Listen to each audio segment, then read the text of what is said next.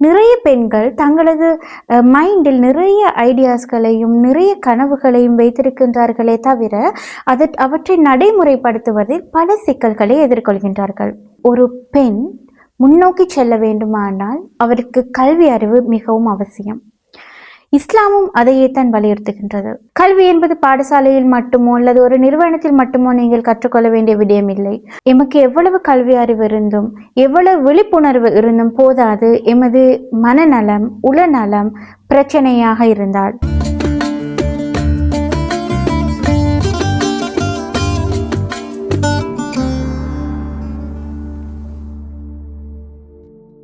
அஸ்ஸலாமு அலைக்கும் வரஹ்மத்துல்லாஹி வபரகாத்துஹு.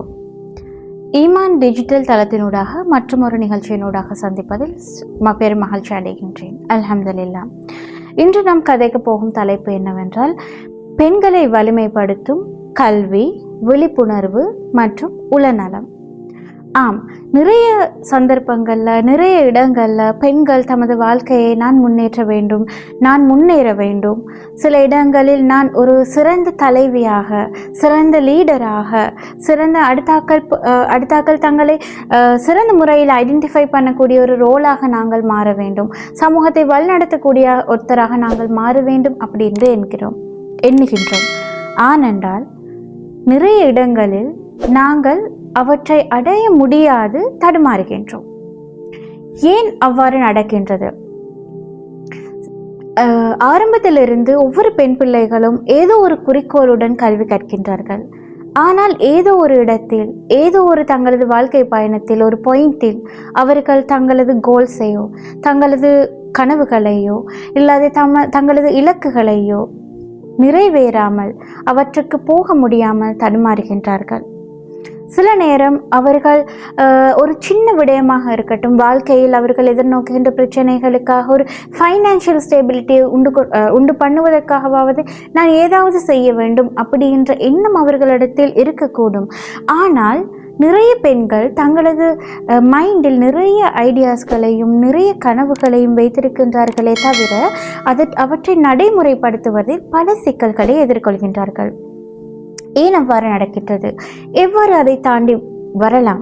எவ்வாறு அதை தாண்டி ஒரு பெண்ணுக்கு என்னால் முடியும் அப்படின்ற நம்பிக்கையை உண்டு பண்ணலாம்? அப்படி என்றால் அவர்களது உள்ளத்திலிருந்து தொடங்க வேண்டும்.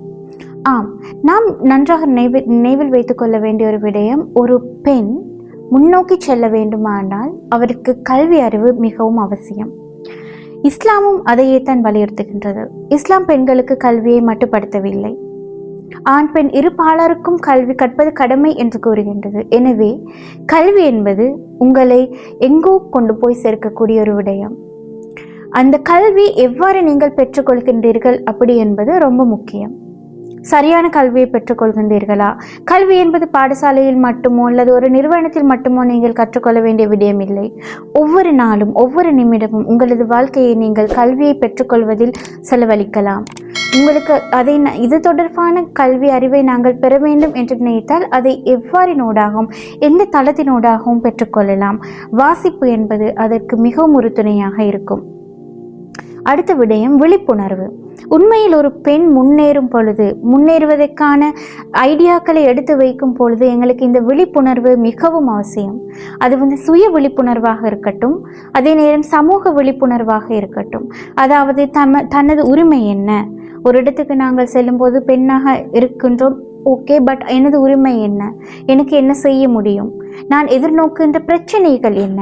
இந்த சமுதாயத்தில் நான் இந்த விடயங்களை செய்தால் என்னென்ன பிரச்சனைகளுக்கு முகம் கொடுக்க நேரிடும் அப்படி என்பதை நாங்கள் தெளிவாக உணரும் பொழுது நாங்கள் மேல் நோக்கி வருகின்ற பொழுது ஏற்படுகின்ற பிரச்சனைகளை எம்மால் தடுத்து கொள்ள முடியும். அந்த பிரச்சனைகளுக்கு நூடாக நாங்கள் செல்வதிலும் பார்க்க அந்த விழிப்புணர்வு எம்மை சரியான பாதையில் இட்டு செல்லும், பிரச்சனைகளை தவிர்த்து. எனவே கல்வி அறிவு விழிப்புணர்வு மிகவும் அவசியம். அதே நேரம் அடுத்த முக்கியமான விடயம்தான் உளநலம். எமக்கு எவ்வளவு கல்வி அறிவு இருந்தும் எவ்வளவு விழிப்புணர்வு இருந்தும் போதாது எமது மனநலம் உளநலம் பிரச்சனையாக இருந்தால், உளநலம் சரியாக இல்லாவிட்டால். எனவே எமக்கு உளநலம் மிகவும் அவசியம். அதுதான் எமது பிரச்சனைகளை, எமது ஐடியாஸ்களை, எமது கனவுகளை நாங்கள் அடையும் பொழுது வருகின்ற பிரச்சனைகளையோ தடைகளையோ எவ்வாறு நாங்கள் சமாளிக்கின்றோம் என்பதை எடுத்து காட்டுகின்றது. நாங்கள் எவ்வாறு ஸ்ட்ராங் அப்படி என்பதை எடுத்து காட்டுகின்றது. உங்களால் இது முடியும் அப்படி என்பதை எடுத்து காட்டுகின்றது. எனவே உளநலம் உங்களுக்கு மிகவும் அவசியம்.